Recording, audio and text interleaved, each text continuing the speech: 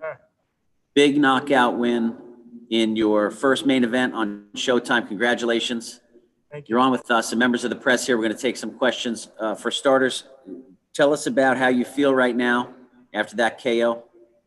I feel great. First of all, I'd like to thank my team, Al Heyman, my dad, my uncle Jimmy, Gary Starks, my whole sparring camp.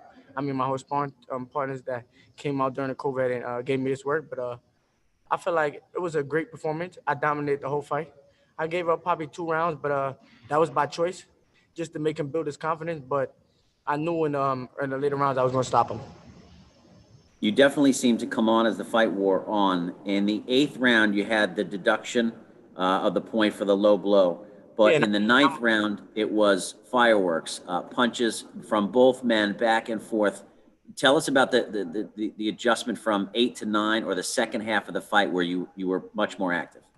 Yeah, I'm a man of my mistakes. They say it was low. I don't complain. I keep my head up and I keep doing what I got to do and come back strong. But hey, I told y'all it's prime time. Every time I come on stage, it's prime time on Showtime, and I have to come out here and put on a dominant performance because I talk a lot. So I got to make sure I back it up.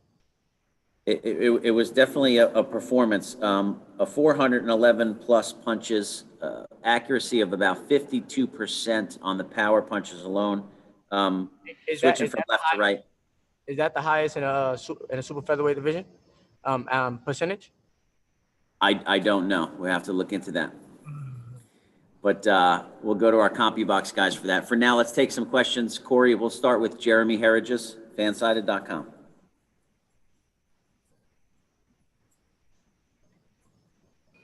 Hey, Chris, congratulations on a fantastic fight. I'm curious, you really could look like you could have done anything that you wanted. You could have boxed him. What made you decide to stay there and trade with him? I wanted to make a statement. Like I told you, I wanted to make a statement to let the super featherweight division know that I'm here and I'm here to stay. And I wanted to show them that I can do more than just punch and run and move and what they say I can do. And I did that tonight. As was brought up during the telecast, on paper, he looked like he had the higher KO rating. Describe how you're really coming into your own as a power puncher. What's to account for that? To be honest, I feel like I always had some type of power. It was just more of me punching and moving at the same time. But then I had to show the world that I could do more than that. If I sit there and sit on my punches, I could really hurt some guys. And I did that tonight. My last couple of fights, I've been hurting them. And hey, listen, it's prime time, baby.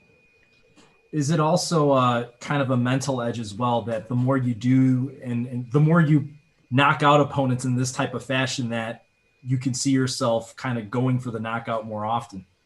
Like I said, I'm not going to sit here and act like I'm a knockout puncher, no. But I do know how to finish a guy. When I hurt him, I know how to get him out of there. And that's all it takes is one shot to hurt somebody. And we did that tonight.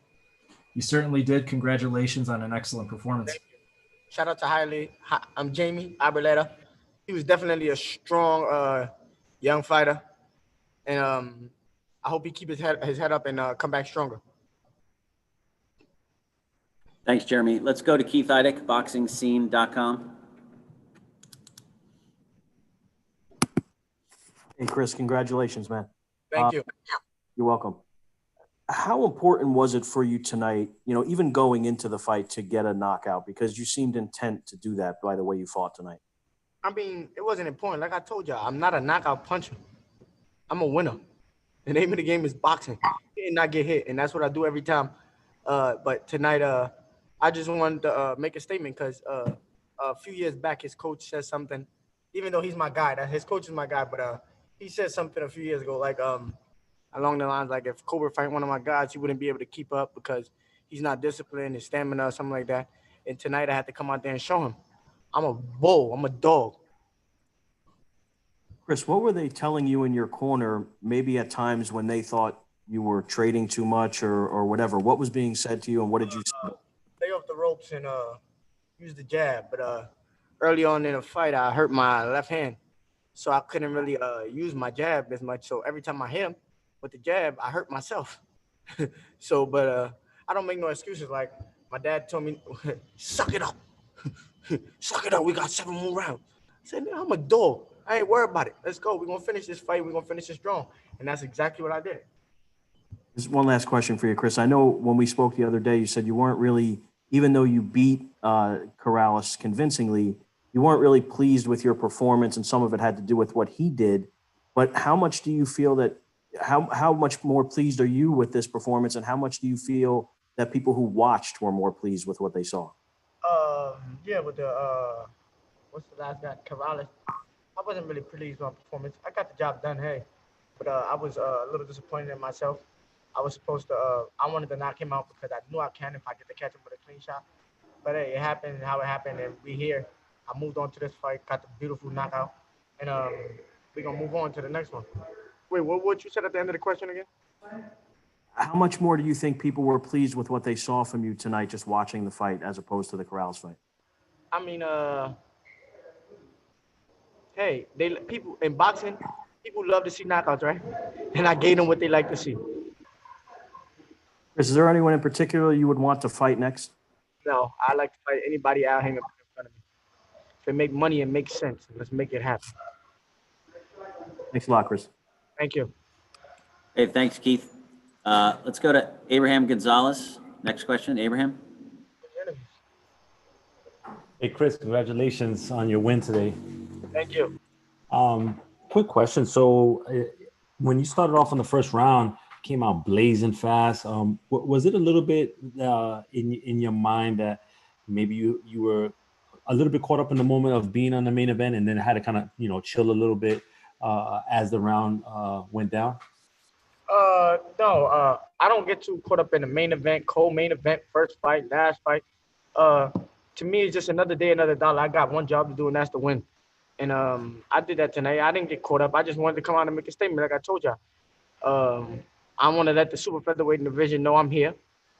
I want Abner Morris. Nah, I'm messing with him. I'm messing.